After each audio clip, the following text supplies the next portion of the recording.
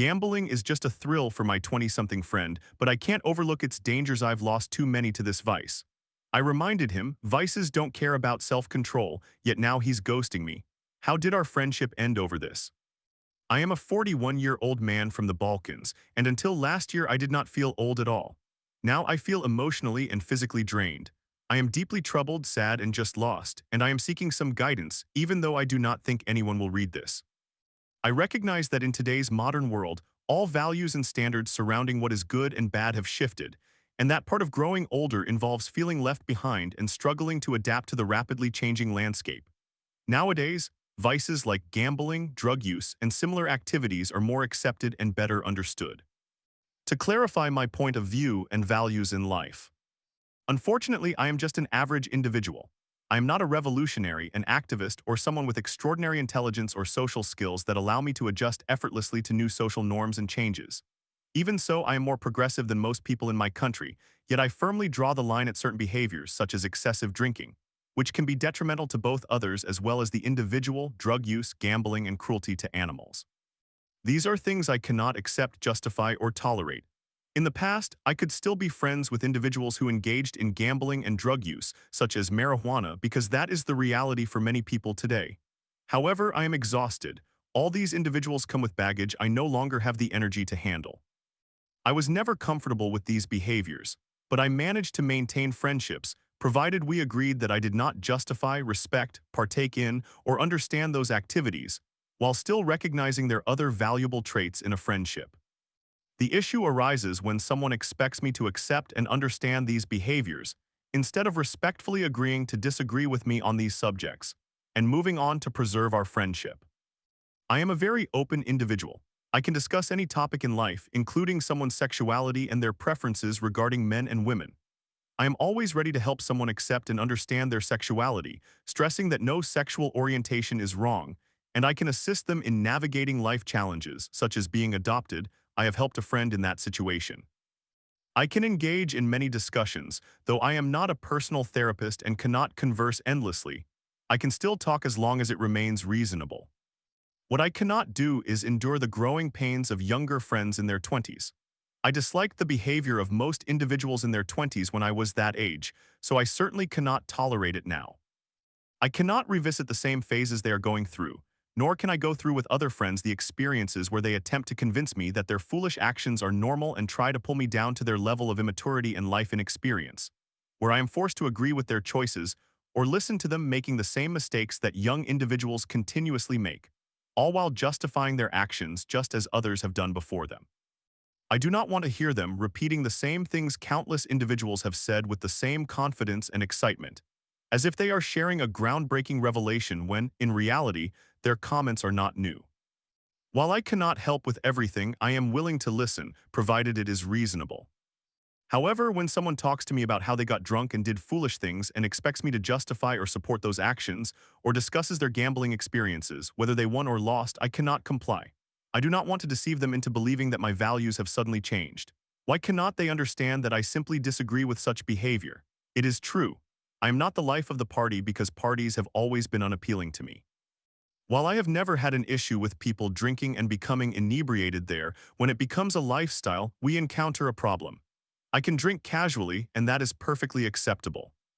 Regarding gambling and drug use, I have experienced many stressful situations involving these two issues and other people. I do not engage in either, including marijuana when I refer to drugs.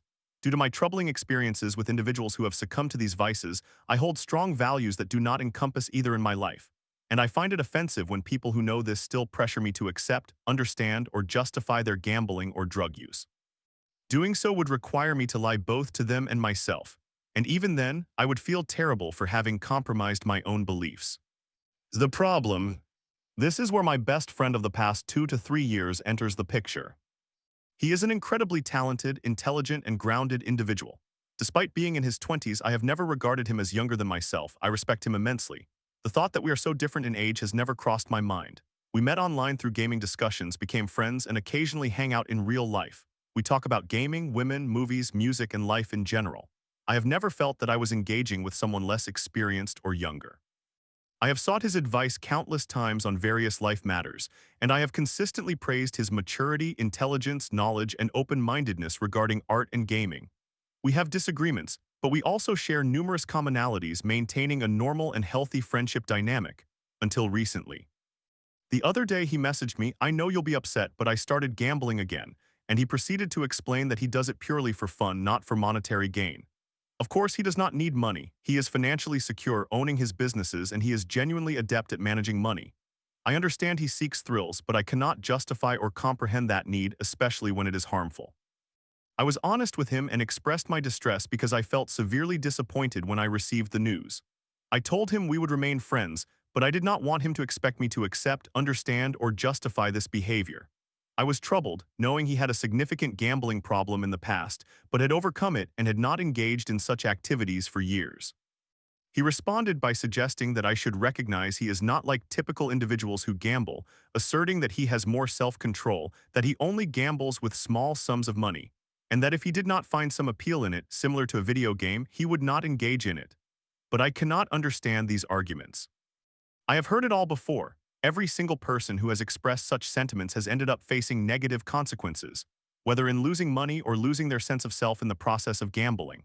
He is aware of this, yet his inflated ego, we both have inflated egos regarding certain matters, but we typically agree on many points, blinds him to the notion that the vice is often stronger than the individual, and one should never underestimate these vices.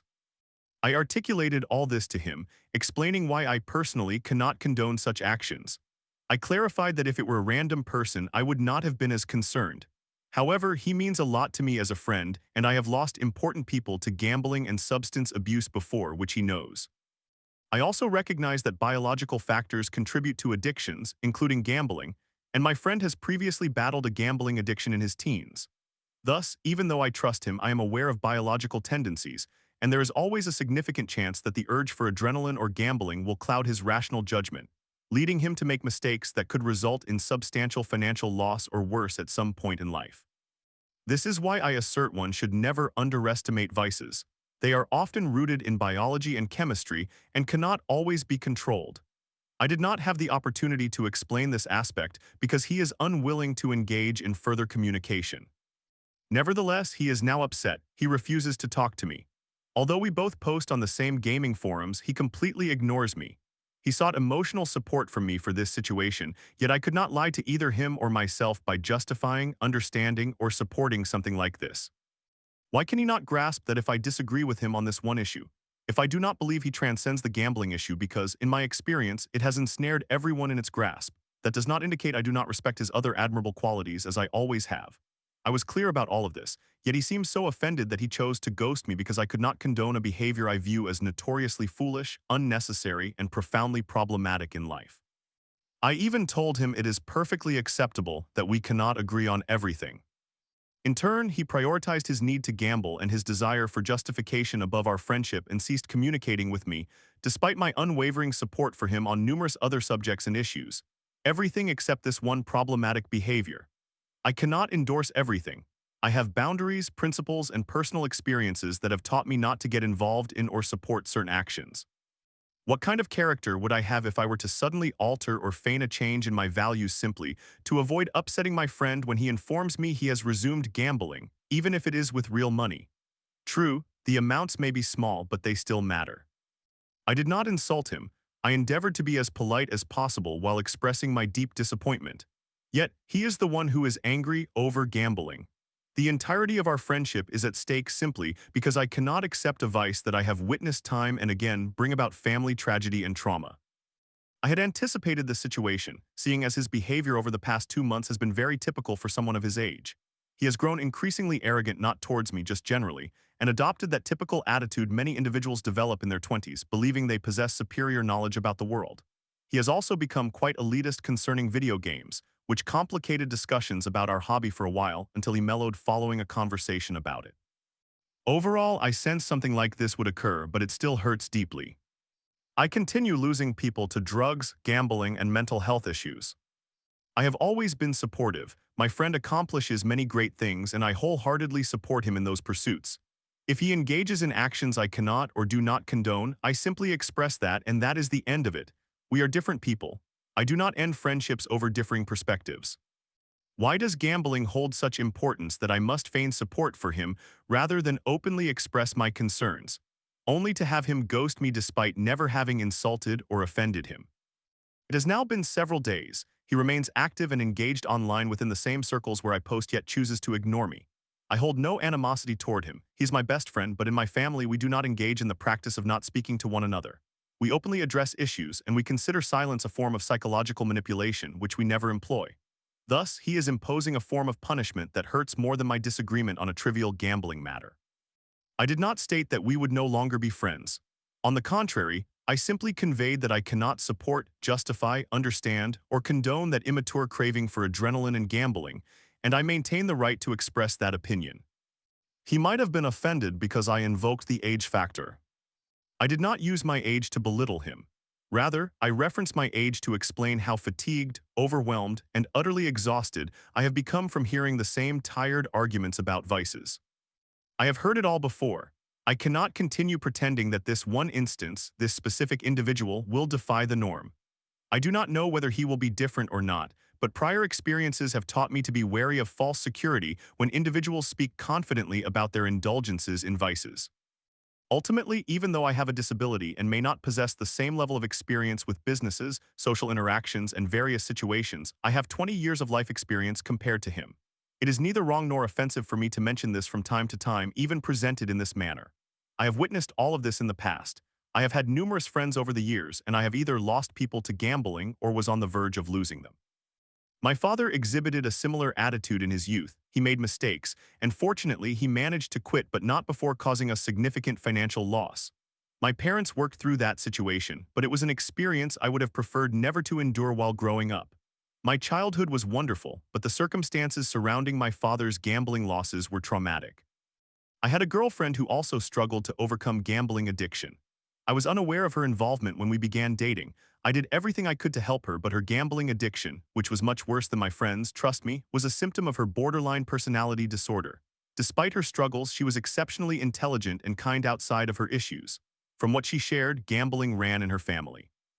At one point, we had a professor in college whose husband lost everything due to gambling. It was tragic because she was an exceptional person, almost like a maternal figure to us. I have witnessed so much over the years. How could he expect me to remain silent and support and condone this behavior? I had a cousin who may or may not have engaged in gambling, as he occasionally requested money for a time, but thankfully that phase ended. Throughout high school and afterward, I had friends who lost everything to gambling or traveled abroad, made money, and ultimately could not return due to their financial ruin. All of these individuals were intelligent, creative, and generally down-to-earth people, yet once gambling entered the picture, everything ultimately unraveled. Why should he become offended at me for bearing the weight of time on my shoulders for a longer duration, and having witnessed so much turmoil related to gambling? Story 2. At 34, I wrote a manifesto declaring, "We are not waiting for permission to reshape our fractured world." My words aim to bridge divides, insisting on empathy as law and challenging the status quo. Will you join this revolution of compassion? Manifesto for a Better World. The world we inhabit is fractured not only by borders and wealth, but also by the failure to see one another fully. Too many individuals suffer under laws in which they had no say, and systems constructed not for justice but for control. Frequently, words intended to unite become weapons, and movements meant to heal are distorted into division. This manifesto is not merely a vision, it is a refusal. A refusal to accept the world as it currently exists and a declaration of the world as it could be. This is for those who understand that right and wrong are not as complicated as we often pretend. For those who pose the simple question, would I want this done to me? If the answer is no, then no one should have to endure it. This is for the empathetic, the outcast, and the unheard. This is for the future. One empathy as law. No law shall be created that its author would not accept for themselves. Justice must begin with understanding and be rooted in compassion.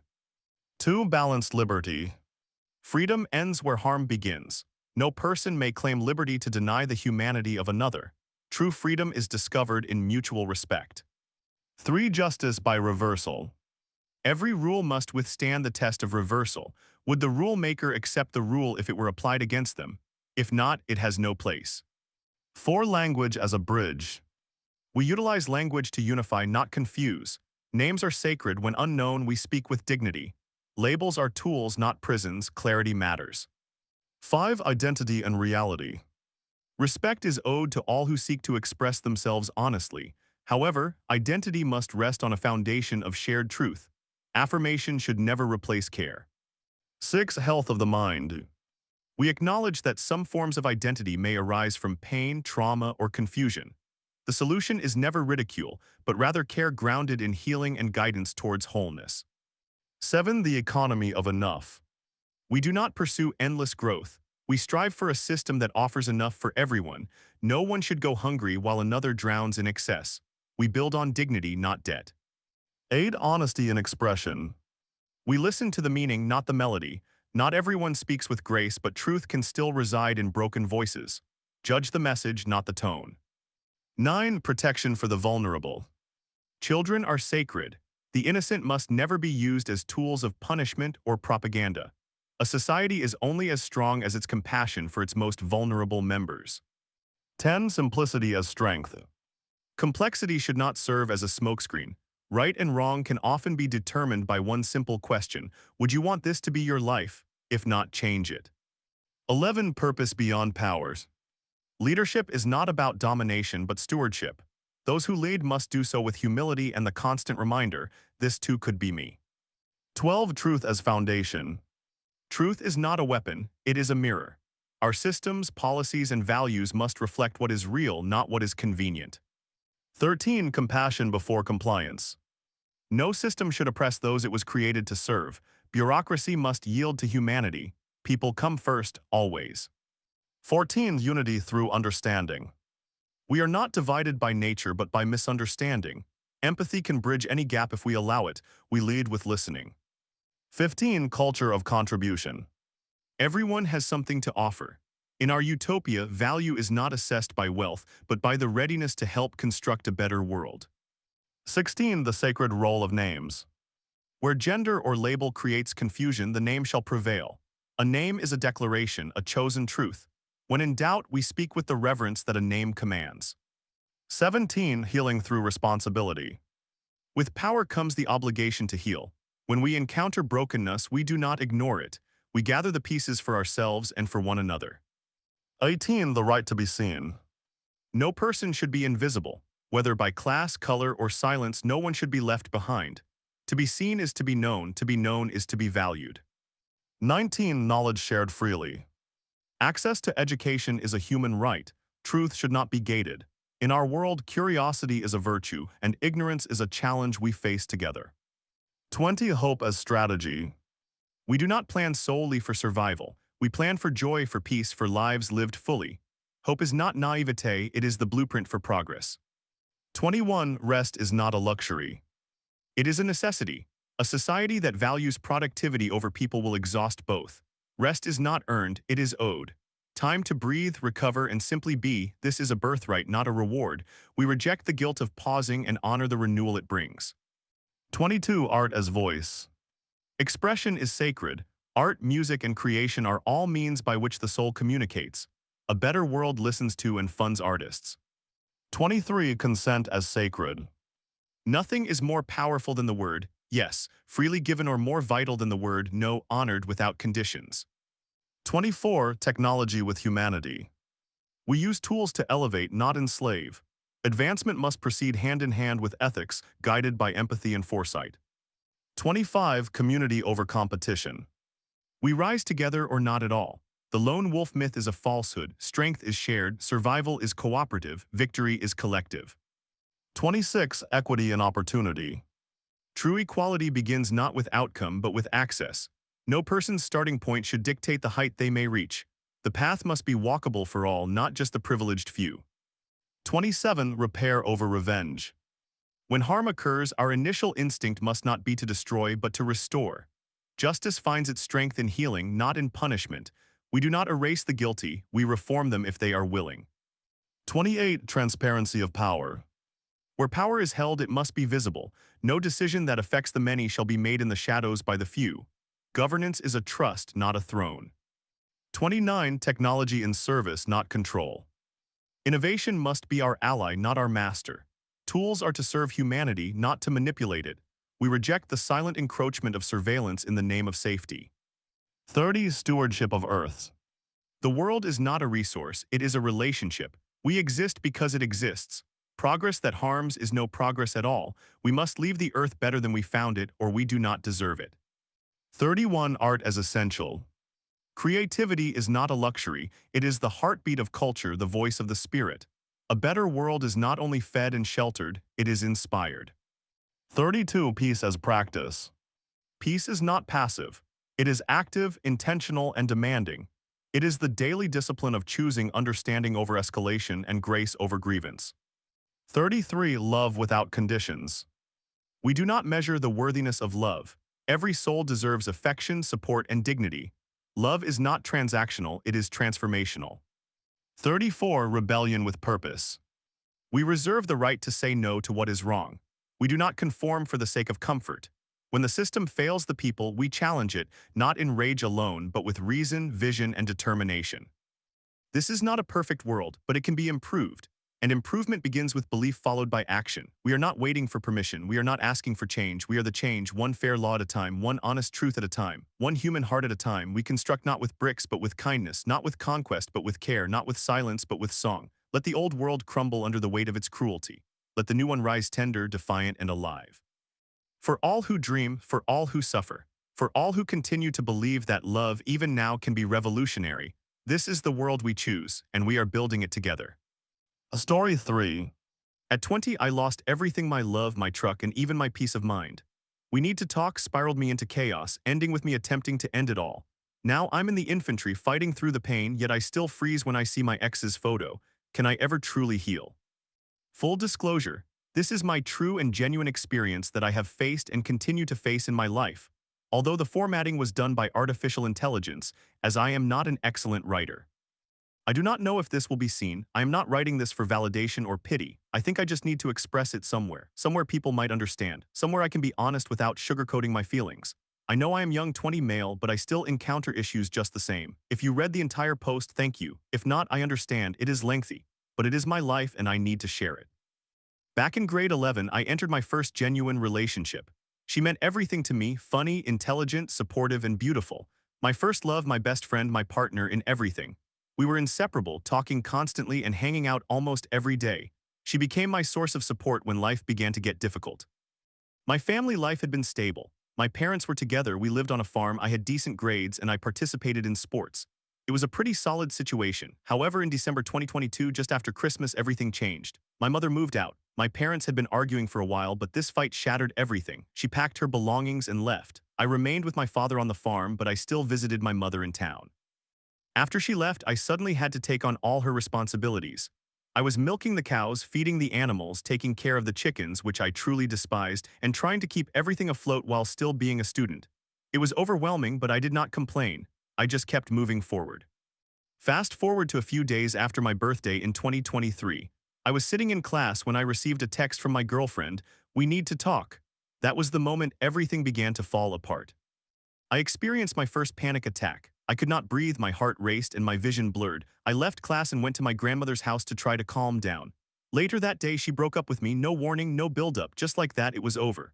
We had just gone suit shopping for graduation with my mother and uncle. We were texting all day and calling every night. And then it was finished. I was utterly devastated.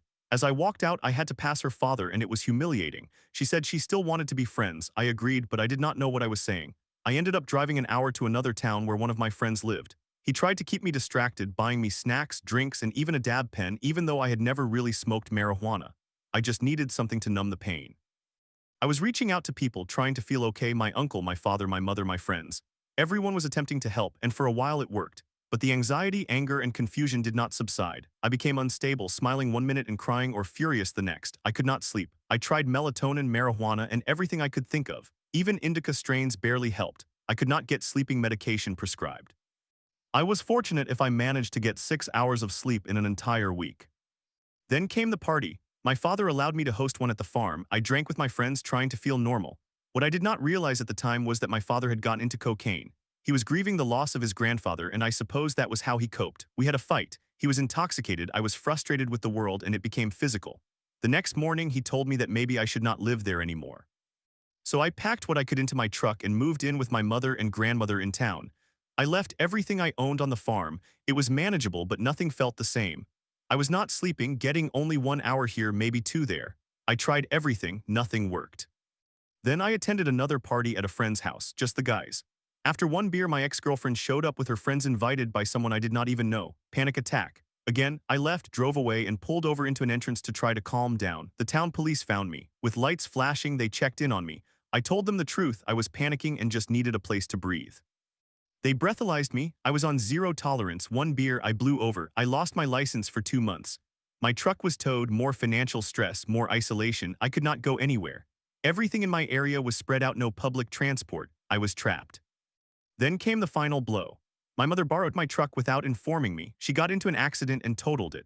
My beloved vehicle, a 2005 Chevrolet Silverado with leather GFX seats, a 5.3L V8 subs, ground effects, a DVD touchscreen deck, and 22-inch rims, was gone. There was no insurance coverage, no money to replace it. I still made it to graduation. I found rides to school and finally got my license back. At my graduation party, my ex-girlfriend showed up again. She told me she still loved me and then kissed another guy in front of everyone. I lost it. I wanted to confront him.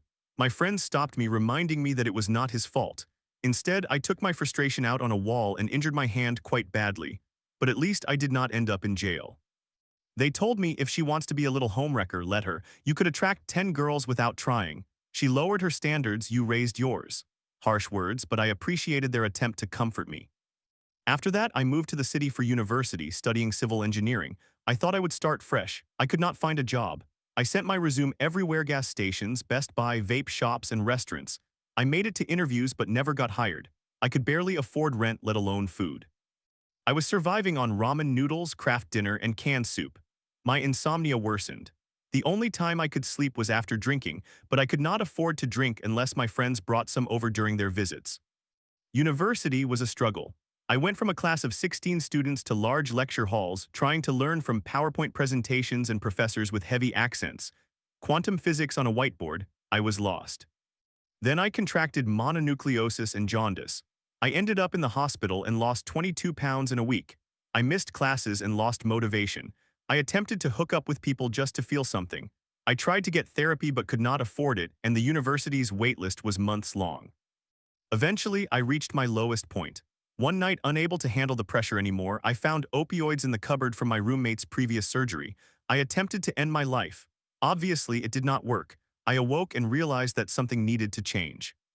I applied to join the infantry and submitted all my information through my government's website, which included medical forms, interviews, and tests. Within 5 months, I was on my way to basic training. For the first time in what felt like forever, I felt good about myself. I completed basic training and then progressed to my DP1. I was still recovering from an ankle injury from my first attempt, and on the first day of my second try, I sustained a level 2 sprain on the same ankle. However, I did not allow that to deter me. I persevered every single day, through the pain, through the doubt, and I succeeded. I am officially in the infantry now. And I love it. I am passionate about my job. I enjoy waking up each day and pushing myself to improve. I appreciate the environment, the people, the routine, and the discipline. I feel stronger, sharper, and more capable than I ever have before. I finally feel like I have accomplished something. And yet I still do not feel as I believe I should. My anxiety still resurfaces. When I see a photo of my ex or if someone mentions her, my heart races. I freeze. I experience that same dread I felt on the day she ended our relationship. I do not know if it is because she was the catalyst for my decline or if there is still a part of me stuck in that moment. I just want to feel normal. I want to live my life and let her live hers. I want to be able to walk past her in public without feeling like I am going to faint. I crave peace.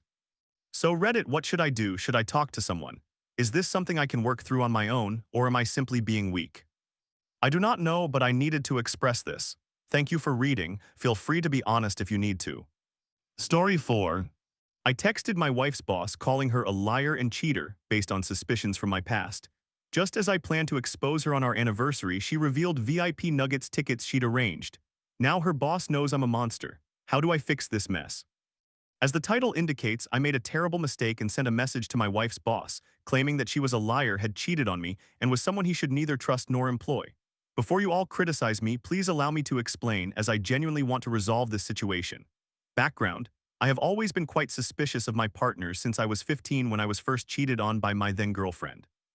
This experience profoundly affected me, and it took me another 5 years before I was even able to date someone again due to the depth of betrayal I felt.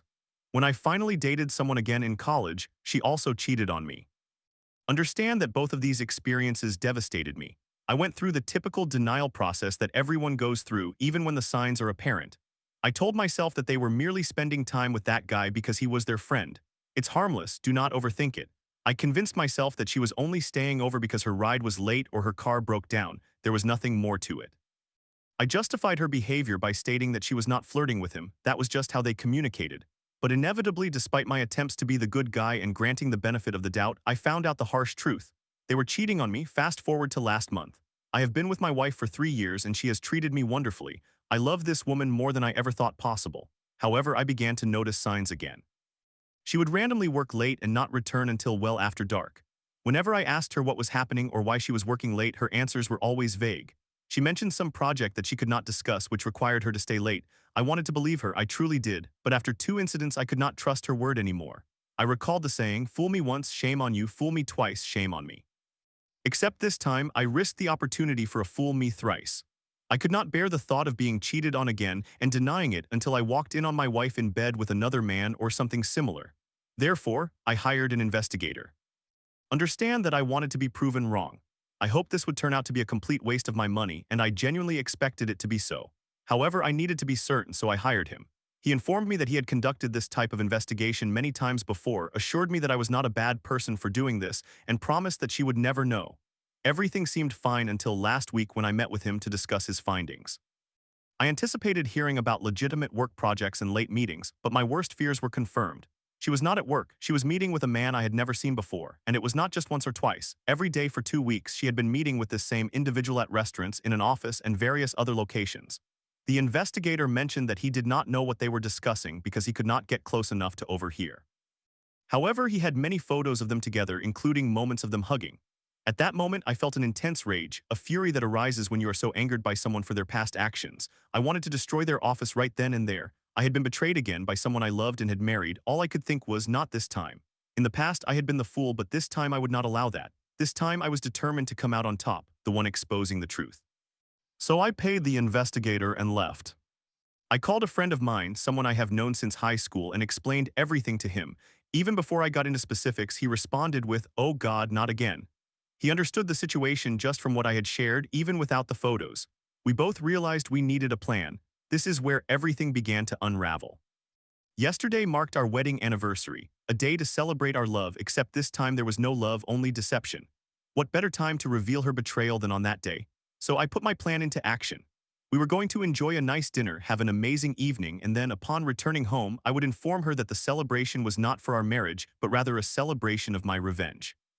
My friend would then emerge from the closet with the photos of her and the other man hugging, capturing her reaction as she was exposed. While I was dining with her, he would be sending out pre-written messages that I had crafted to her boss, her Facebook page, and her parents, all indicating that she was a deceitful individual who could not be trusted due to her infidelity. To be fair, the messages were much more specific and hurtful, but you grasped the idea. As we arrived home and I was prepared to reveal everything, she paused and indicated that she had something to confess. Here it comes. I thought she would admit to cheating on me. I wanted to interrupt her and execute my plan first, but even amidst my anger, I still loved this woman. Something in my mind urged me to listen to her. Perhaps I was mistaken. This is where everything went awry. She reached into her purse and pulled out tickets for the Denver Nuggets game on Saturday. I am a huge Nuggets fan and she knows that. But these were not just any tickets. She explained that they were VIP box seats, complete with a flight out and all the arrangements. Apparently, she has a cousin I have never met who is a partner at a prominent law firm in Los Angeles that has a private box. She had been meeting with him to see if she could persuade them to let her use it for me and my friends to attend. The law firm does not particularly enjoy basketball. They only use the box for business and other events, and they had no plans for the game this weekend. Understand that this was not an easy task for her. She had to attend numerous meetings with her cousin and other partners at the firm to gain their approval. This is why it took weeks, and why she had been meeting with them repeatedly. She was convincing the other partners to let her have the tickets for our anniversary. The investigator only provided me with half the story. Needless to say, my friend did not leap into action. I was engulfed in panic and uncertain about what to do or say. I decided to continue the evening as if nothing had occurred. I had purchased a beautiful diamond necklace that I intended to use to taunt her with the phrase, "This could have been yours, but cheaters do not receive gifts." Truthfully, it was more than I could afford and I planned to return it. However, once I saw her gift and heard the truth, I felt I had to give it to her. Fortunately, she loved it, but I could not disclose my actions to her. When she went to bed, I accessed her Facebook and deleted everything I had posted. I recalled the messages I had sent to her parents, and it appears that no one saw the Facebook post, nor did her parents view the message. However, regarding the email to her boss, I attempted to recall it but received a notification indicating that this message cannot be recalled. He has opened it. He is aware. I am unsure of how to proceed. I sent the message from her email. Thankfully, she took the remainder of the week off for our anniversary. I have been monitoring the situation, but her boss has not yet replied, although he has seen the message. On Monday, when she returns to work, he will undoubtedly bring it up and she will realize what a massive piece of scum I am. I am at a loss for words. Sorry, honey, I believed you ruined my life, so I sought to ruin yours. That will not remedy anything. Each time I see her, I feel overwhelming stress. I am in full-blown panic mode right now. Therefore, I am coming here to confess what I have done and to ask, how can I rectify this? Should I contact her boss, explain the situation, and plead with him to remain silent? Or should I claim it was an ill-timed April Fool's joke that was in poor taste? Do I tell her the truth, or should I wait until after our anniversary since I have already caused so much damage? I should at least allow her to enjoy our anniversary weekend, right? How do I fix this?